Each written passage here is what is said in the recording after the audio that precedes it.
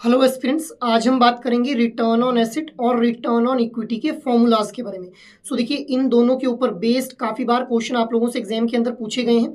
अब हम लोग पहले बात कर लेते हैं रिटर्न ऑन एसेट्स के बारे में।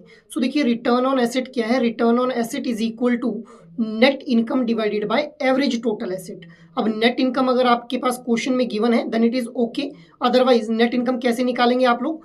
नेट इनकम निकालने के लिए fee based income plus net interest income minus operating cost, इस तरह से नेट इनकम निकाल लेंगे। और एवरेज टोटल एसेट अगर ये क्वेश्चन में गिवन है देन इट इज़ फाइन, अगर नहीं गिवन है जो भी फाइनेंशियल ईयर की स्टार्टिंग में नंबर ऑफ एसेट्स हैं प्लस फाइनेंशियल ईयर के एंडिंग में नंबर ऑफ एसेट्स हैं उनको हम लोग जो है वो सिंपली एवरेज ले लेंगे, मतलब 2 से डिवाइड कर देंगे तो हमारे पास एवरेज नंबर ऑफ एसेट्स निकल के आ जाएंगे। ठीक है, this is return on asset. अब हम लोग बात कर लेते हैं रिटर्न ऑन इक्विटी के बारे में।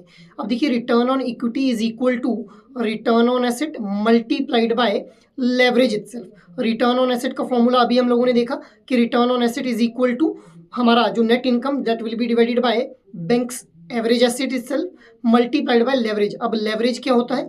Leverage is equal to banks asset divided by banks capital. तो इस तरह से जब हम लोग फाइनल अपना फॉर्मूला निकालेंगे रिटर्न ऑन इक्विटी के लिए तो वो बन के आ जाएगा net income will be divided by the banks capital itself. So I hope ये इन्फॉर्मेशन आप लोगों के लिए काफ़ी यूजफुल रहेगी। Thank you.